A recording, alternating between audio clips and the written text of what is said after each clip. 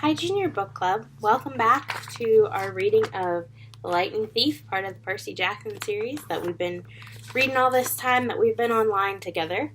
We are on Chapter 8, and Chapter 8 is called We Capture a Flag. So if you remember in the last chapter, Annabeth said something about, I want you on my team for Capture the Flag, because, or maybe that was 2 chapters ago.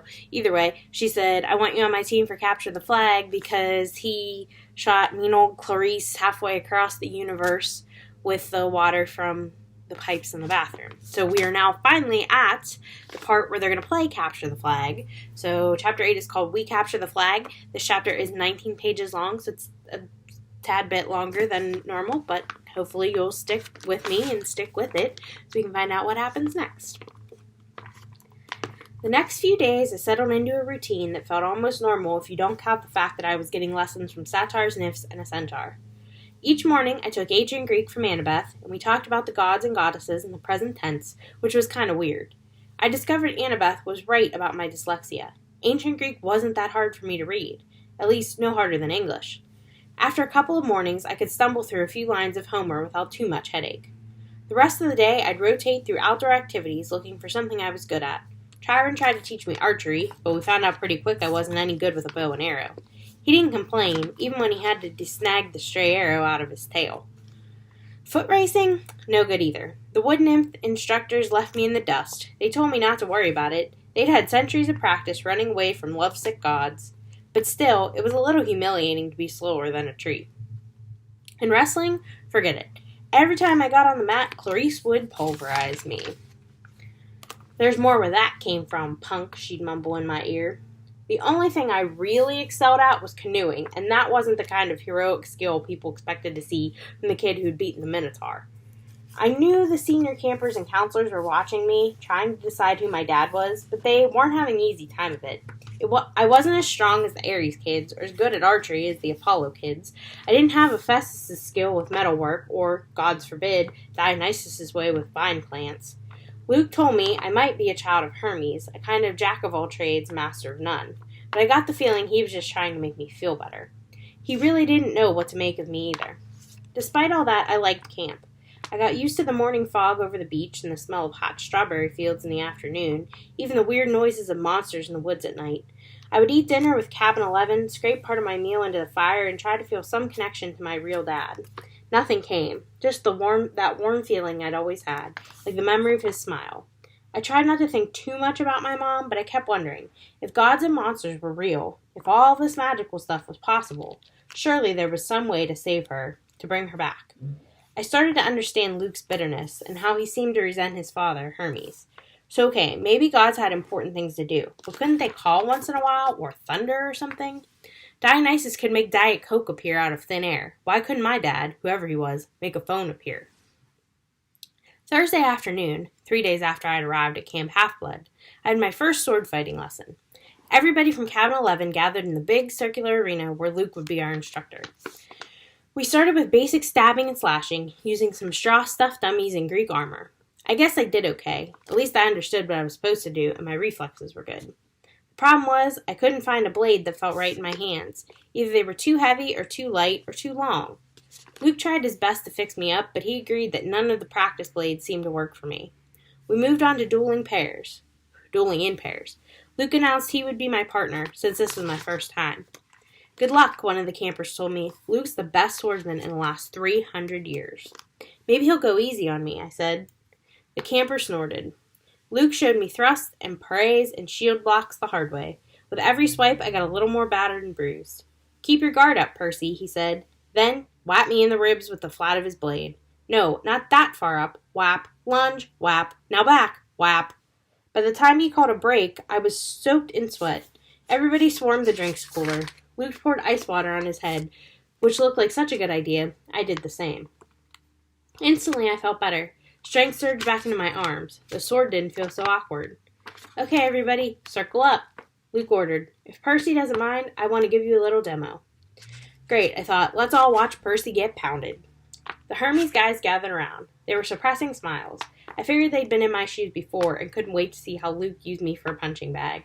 He told everybody he was going to demonstrate a disarming technique, how to twist the enemy's blade with the flat of your own sword so that he had no choice but to drop his weapon. This is difficult, he stressed. I've had it used against me. No laughing at Percy now. Most swordsmen have to work years to master this technique. He demonstrated the move on me in slow motion. Sure enough, the sword clattered out of my hand. Now, in real time, he said, after I'd retrieved my weapon. We keep sparring until one of us pulls it off. Ready, Percy? I nodded, and Luke came after me. Somehow, I kept him from getting a shot at the hilt of my sword. My senses opened up. I saw his attacks coming. I countered. I stepped forward and tried a thrust of my own. Luke deflected it easily, but I saw a change in his face. His eyes narrowed, and he started to press me with more force. The sword grew heavy in my hand. The balance wasn't right.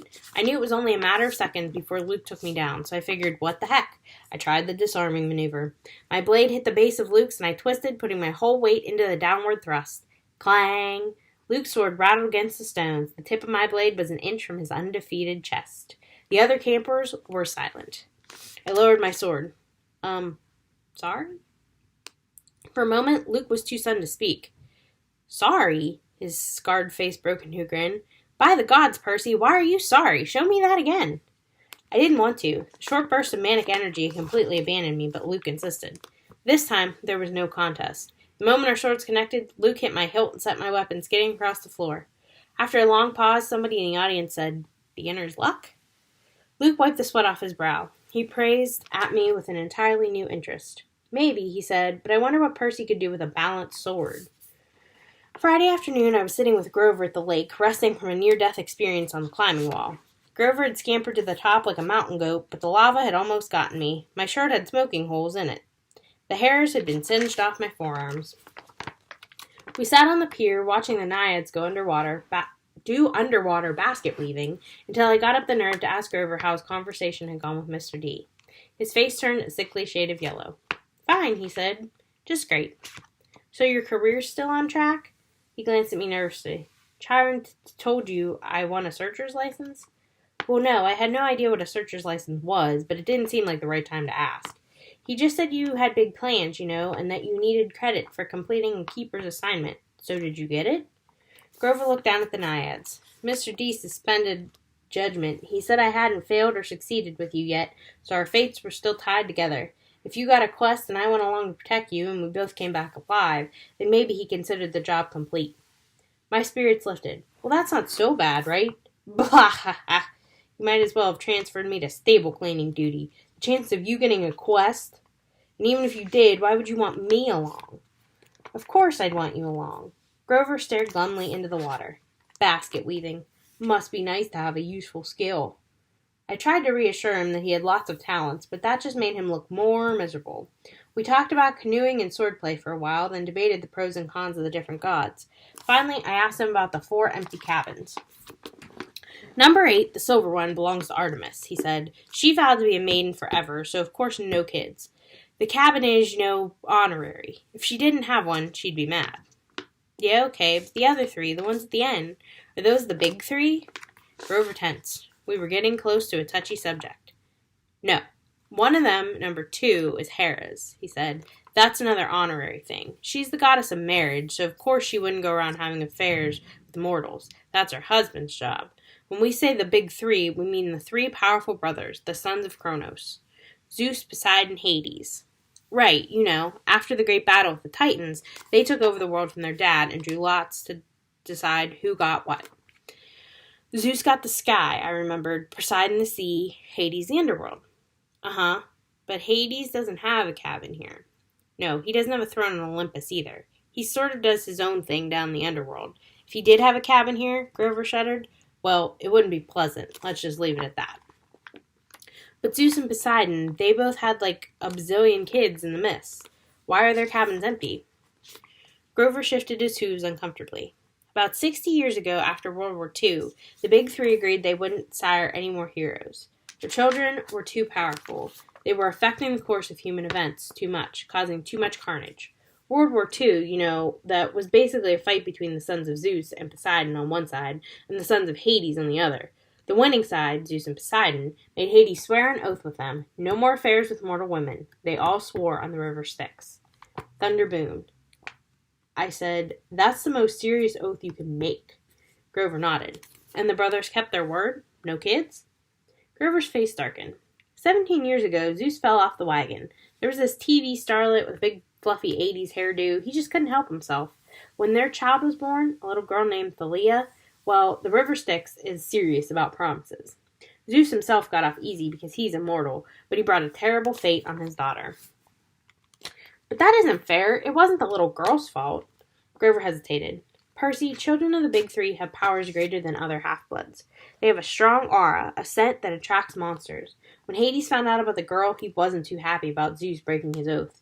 Hades let the worst monsters out of Tartarus to torment Thalia. A satyr was assigned to be her keeper when she was 12.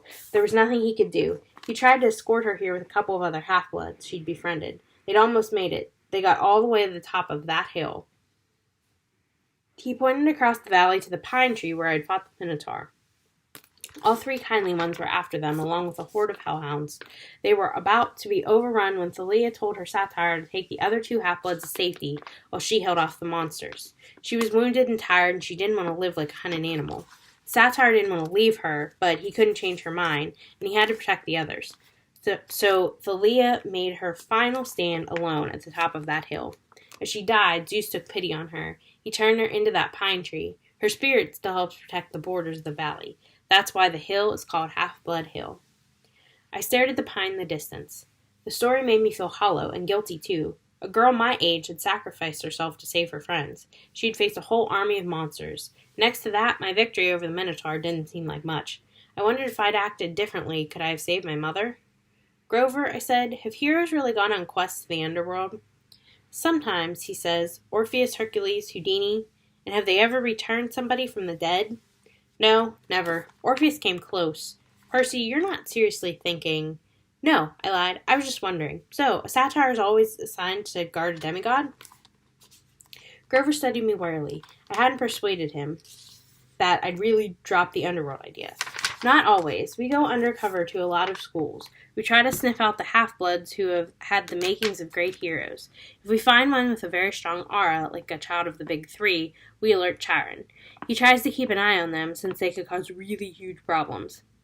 And you found me. Chiron said you thought I might be something special. Grover looked as if I'd just led him into a trap. I didn't... Oh, listen, don't think like that. If you were, you'd never ever be allowed a quest, and I'd never get my license. You're probably a child of Hermes, or maybe even one of the minor gods like Nemesis, the god of revenge. Don't worry, okay? I got the idea he was reassuring himself more than me. That night after dinner, there was a lot more excitement than usual. At last, it was time for Capture the Flag. When the plates were cleared away, the conch horn sounded, and we all stood up at our tables. Campers yelled and cheered, and Annabeth and two of her siblings ran into the pavilion carrying a silk banner. It was about 10 feet long, glistening gray, with a painting of a barn owl above an olive tree. From the opposite side of the pavilion, Clarice and her buddies ran in with another banner, of identical size, but gaudy red, painted with a bloody spear and a boar's head. I turned to Luke and yelled over the noise. Those are the flags? Yeah. Ares and Athena always lead the teams? Not always, he said, but often. So if another cabin captures one, what do you do? Repaint the flag? He grinned. You'll see. First we have to get one. Whose side are we on? He gave me a sly look as if he knew something I didn't. The scar on his face made him look almost evil in the torchlight. We've made a temporary alliance with Athena. Tonight we get the flag from Ares, and you are going to help. The teams were announced. Athena had made an alliance with Apollo and Hermes, the two biggest cabins. Apparently, privileges had been traded, shower times, chore schedules, the best slots for activities, in order to win support. Ares had allied themselves with everybody else, Dionysus, Demeter, Aphrodite, and Hephaestus. From what I'd seen, Dionysus' kids were actually good athletes, but there were only two of them. Demeter's kids had the edge with nature skills and outdoor stuff, but they weren't very aggressive. Aphrodite's sons and daughters I wasn't too worried about. They mostly sat out every activity and checked their reflections in the lake and did their hair and gossiped. Hephaestus' kids weren't pretty, and there were only 4 of them, but they were big and burly from working in the metal shop all day. They might be a problem.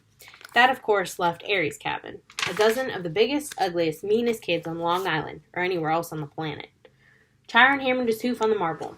Heroes, he announced. You know the rules. The creek is the boundary line. The entire forest is fair game. All magic items are allowed. The banner must be prominently displayed and have no more than 2 guards. Prisoners may be disarmed, but may be bound or gagged. No killing or maiming is allowed. I will serve as referee and battlefield medic. Arm yourselves.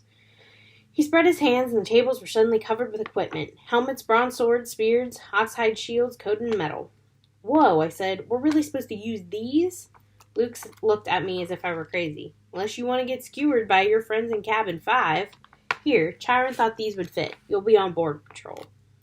My shield was the size of an NBA backboard with a big codices maybe? In the middle.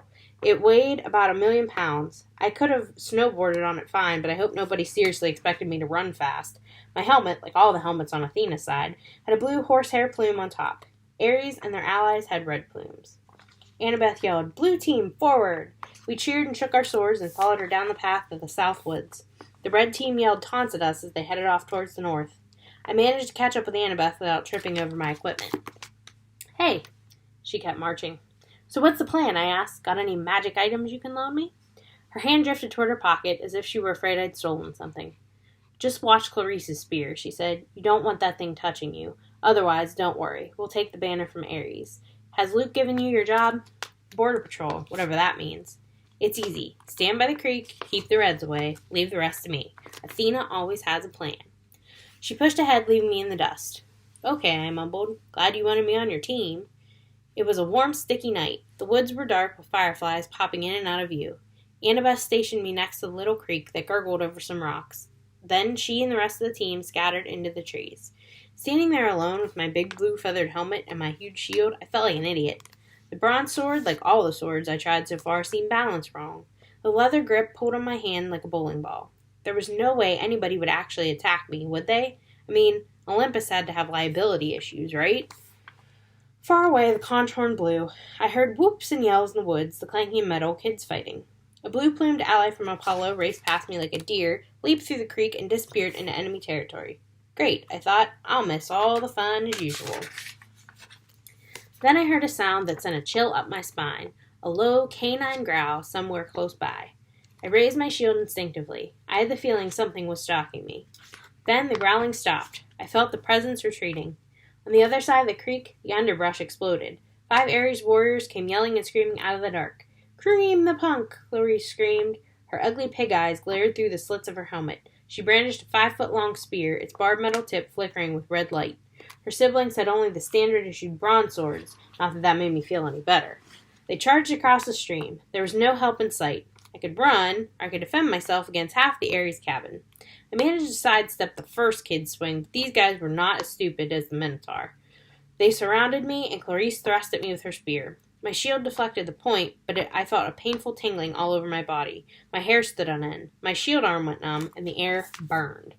Electricity. Her stupid spear was electric. I fell back. Another Ares guy slammed me in the chest with the butt of his sword, and I hit the dirt.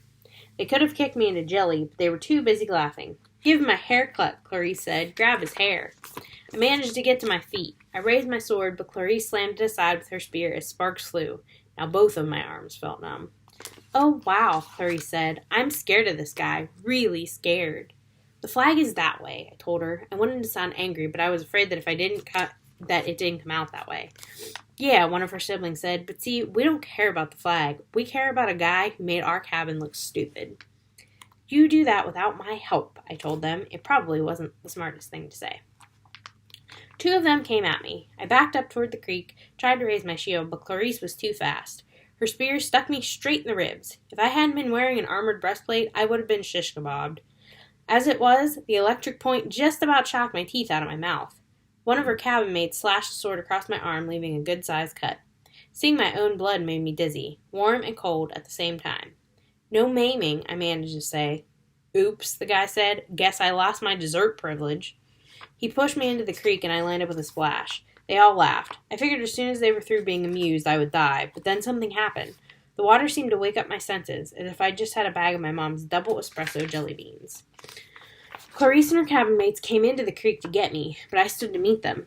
I knew what to do. I swung the flat of my sword against the first guy's head and knocked his helmet clean off. I hit him so hard I could see his eyes vibrating as he crumpled into the water. Ugly number 2 and ugly number 3 came at me. I slammed one in the face with my shield and used my sword to shear off the other guy's horsehair plume. Both of them backed up quickly. Ugly number 4 didn't look really anxious to attack, but Clarice kept coming, the point of her spear crackling with energy.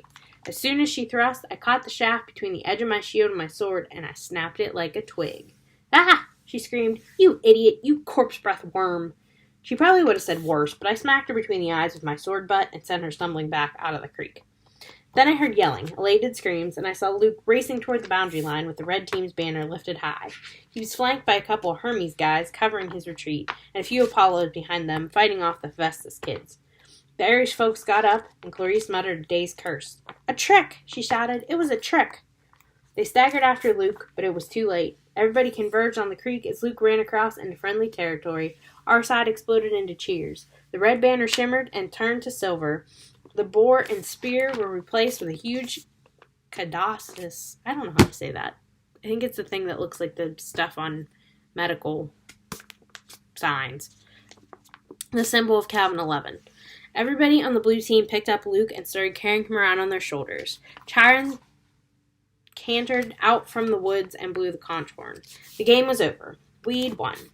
I was about to join the celebration when Annabeth's voice, right next to me in the creek, said, "Not bad, hero." I looked, but she wasn't there. "Where the heck did you learn to fight like that?" she asked. The air shimmered, and she materialized holding a Yankees baseball cap as if she'd just taken it off her head.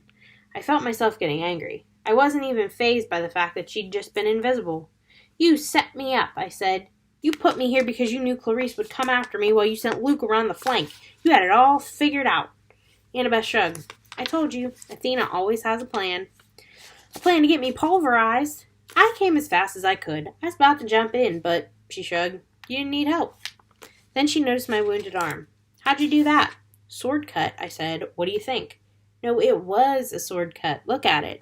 The blood was gone. Where the huge cut had been, there was a long white scratch, and even that was fading. As I watched, it turned into a small scar and disappeared. I don't get it," I said. Annabeth was thinking hard. I could almost see the gears turning. She looked down at my feet, then at Clarice's broken spear, and said, "Step out of the water, Percy." "What?" "Just do it." I came out of the creek and immediately felt bone-tired. My arms started to go numb again. My adrenaline rush left me. I almost fell over, but Annabeth steadied me. "Oh, Styx," she cursed. "This is not good. I assumed it would be Zeus." Before I could ask what she meant, I heard the canine growl again, but much closer than before. A howl ripped through the forest. The campers' cheering died instantly. Chiron shouted something in ancient Greek, which I would realize only later I had understood perfectly. "Stand ready! My bow!" Annabeth drew her sword. There on the rocks just above us was a black hound the size of a rhino, with lava-red eyes and fangs like daggers. It was looking straight at me. Nobody moved except Annabeth, who yelled, "Percy, run!" She tried to step in front of me, but the hound was too fast. It leapt over her, an enormous shadow with teeth, and just as it hit me, as I stumbled backward and felt its razor-sharp claws ripping through my armor, there was a cascade of thwacking sounds, like 40 pieces of paper being ripped one after the other. From the hound's neck spurted a cluster of arrows. The monster fell dead at my feet. By some miracle, I was still alive. I didn't want to look underneath the ruins of my shredded armor. My chest felt warm and wet, and I knew I was badly cut. Another second, the monster would have turned me into 100 pounds of delicatessen meat. Chiron trotted up next to us, a bow in his hand, his face grim. "De immortales," Annabeth said. "That's a hellhound from the fields of punishment. They're not supposed to." "Someone summoned it," Chiron said. "Someone inside the camp." Luke came over, the banner in his hand forgotten, his moment of glory gone. Clarice yelled, "It's all Percy's fault. Percy summoned it." "Be quiet, child," Chiron told her. We watched the body of the hellhound melt into shadow, soaking into the ground until it disappeared. "You're wounded," Annabeth told me. "Quick, Percy, get in the water." "I'm okay." "No, you're not," she said. "Chiron, watch this." I was too tired to argue. I stepped back into the creek, the whole camp gathering around me. Instantly, I felt better. I could feel the cuts on my chest closing up. Some of the campers gasped. "Look, I don't know why," I said, trying to apologize. "I'm sorry." But they weren't watching my wounds heal. They were staring at something above my head. "Percy?" Annabeth said, pointing. By the time I looked up, the sign was already fading, but I could still make out the hologram of green light spinning and gleaming, a 3-tipped spear, a trident. "Your father," Annabeth murmured. "This is really not good."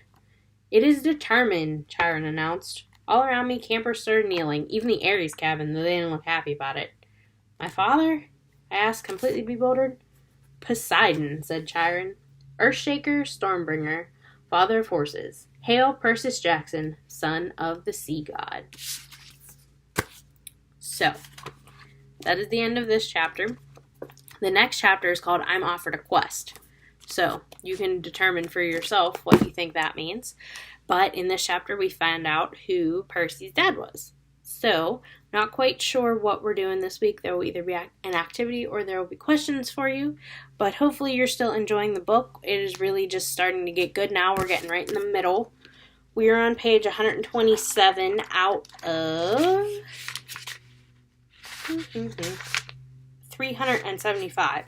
So we're getting closer to the middle. We're getting closer to the really, really good parts. So hopefully you guys are almost done with school. You'll be getting ready to do have your summer vacation. Don't forget about summer reading.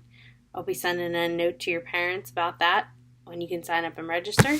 Reading this with me, if we're still reading it after summer reading starts, this can count towards your summer reading. So even though we're reading it together, I'm reading it to you over the internet, this can still count. So keep that in mind. Hope you're all staying safe, and we'll see you back at the library soon.